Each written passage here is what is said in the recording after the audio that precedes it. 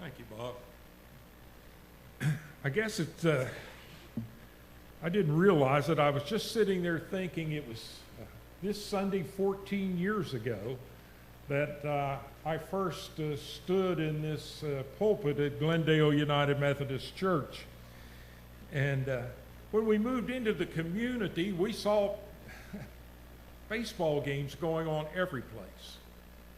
We saw young folks in their uniforms and coaches. You go to the restaurant, there would be a ball team eating lunch, or there would be a ball team eating dinner. And we didn't know what was going on, so we asked someone, why are all these ball teams here in the area this time of the summer? And they'd say, well, it's the Beast of the East.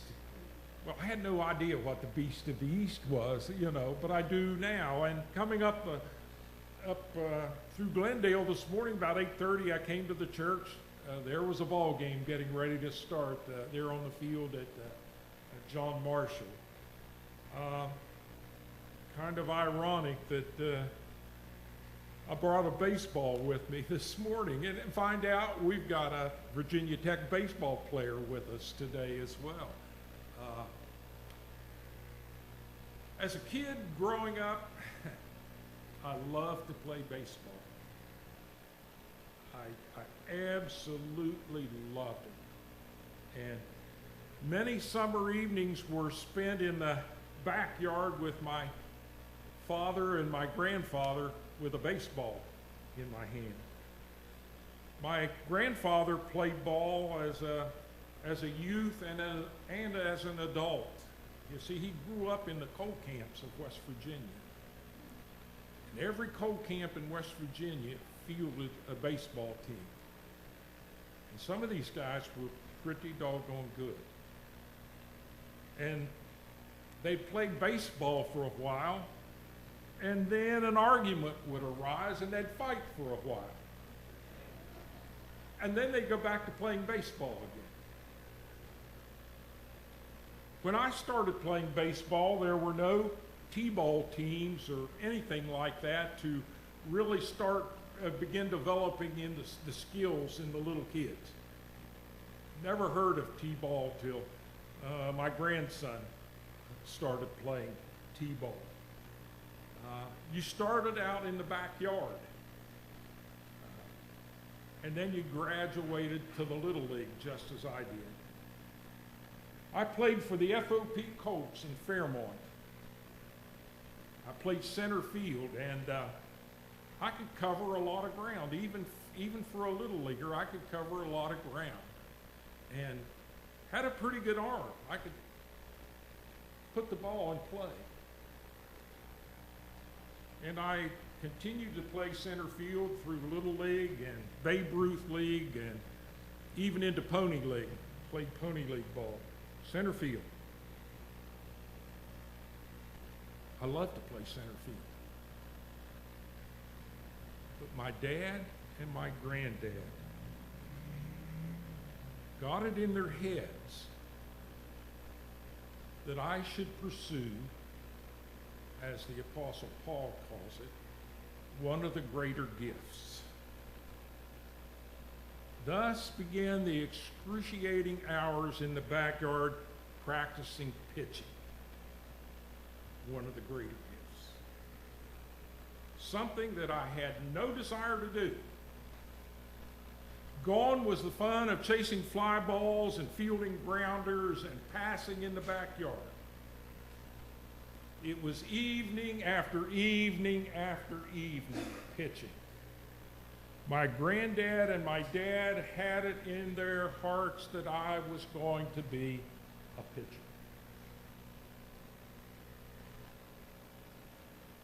What could I do? The adults had determined that I needed to be a pitcher. And they were ignoring the gifts that I had for playing center field. You're going to be a pitcher. You're going to be the center of attention, son. You're going to be on the mound. You're going to have the fastest fastball of any kid in the little leagues. So later that summer, That very first summer in the Little Leagues, the fatal afternoon arrived. We were losing badly. Badly doesn't even describe it. We were getting skunked. And the coach had gone through every pitcher he had in the lineup.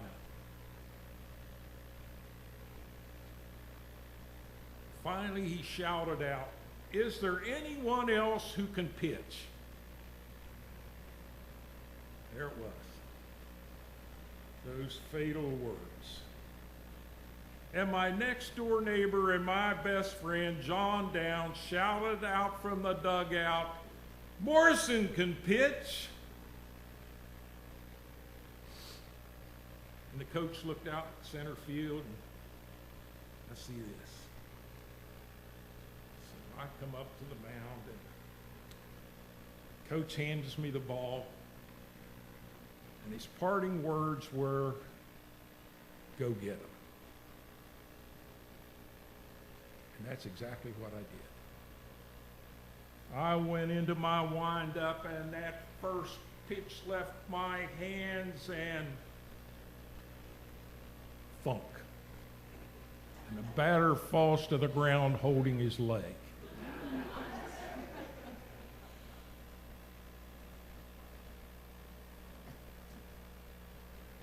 I hit the first batter,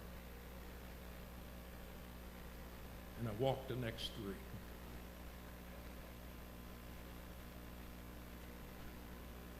Out of the dugout comes the coach. I hand him the ball with my head down, and I walk off the field.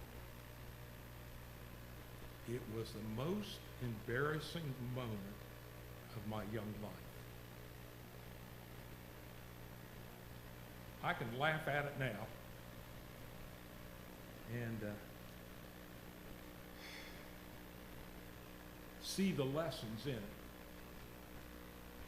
But at the time, it hurt like the dickens. The next evening, in the backyard, there was no pitching practice. Just Dad hitting me grounders and fly balls, and us passing, and me with a big smile on my face. The next game, all eyes were on the pitcher, on the catcher, and on the batter. Well, I just stood out there in center field, waiting for a one-hopper so I could throw the runner out at second. In Paul's letter to the Corinthian church, he says that the body of Christ, the church, the baptized believers filled with God's Spirit, are gifted for service to the church and through the church to the world. The Christians at Corinth were having dissensions among themselves. They were arguing with each other about whose gift was the most important, and thus trying to elevate their status among the body of believers. Sort of like Granddad's baseball games, where they would begin to argue and then a fight would break out. Nothing like that would happen in the church, ever happen, would it? Huh? Those of us who've been in the church for a little while, we know differently. But Paul says no. No one gifted member is more important than any other. He says that all are necessary for the building up of the church, for making God visible in the world. As far as organization, the church is much like a baseball team. You have your up-fronters, okay? The pastor, the choir director, the keyboardist, the worship leader, the person who's leading the children's message for the morning. It seems like all eyes are on them, and the rest of us are just standing around out in center field, just waiting for some action to come our way. You're the center fielders today. But this morning, as I look around, I see folks who are involved in feeding ministries, who are willing to mentor young folks and youth, who are willing to help neighbor and stranger alike, folks who pray. There are folks here who administer to the needs of the ministerial needs of the church. There are folks who take care of the physical needs of the church. There are folks I see up in the balcony. Back there I can see Kim's head through the window. Folks who take care of the technology for the church. There are folks here in center field who encourage one another. There are folks here who will just sit and listen. No judgment, just sit and listen. Isn't it nice just to have someone who will just sit and listen to you sometimes and not try to pass any judgment on what you're having to say?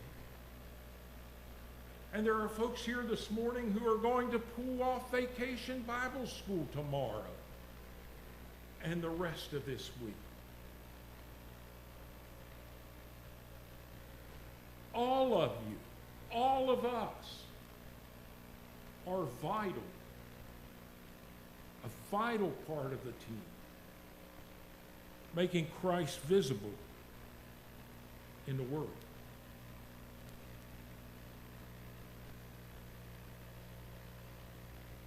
That afternoon, you know the afternoon I'm talking about, on the baseball field, that afternoon, I learned two things. First, I was not a pitcher, and I had no desire to be. And second, don't let anyone force you to be something on the team that you're not called to be. As a child, I didn't have much choice in it, but I do today. And so do you.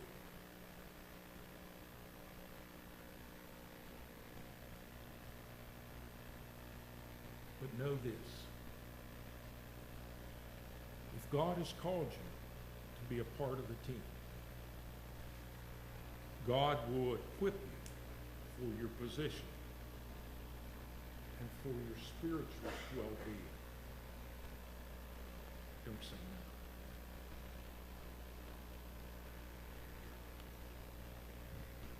So the question is, I'm afraid to even ask it now.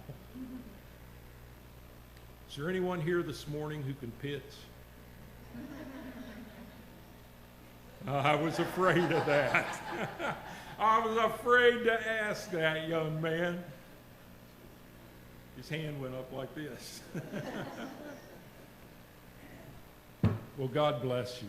The world needs pitchers, but the world needs center fielders as well. And we're all important in God's kingdom. Know that. Know that. This morning, God provides sustenance for us by calling all here to the heavenly feast today. And none are excluded. None. As we come to feed on the bread and the fruit of the vine and to be renewed and refreshed for the task of making Christ visible in the world.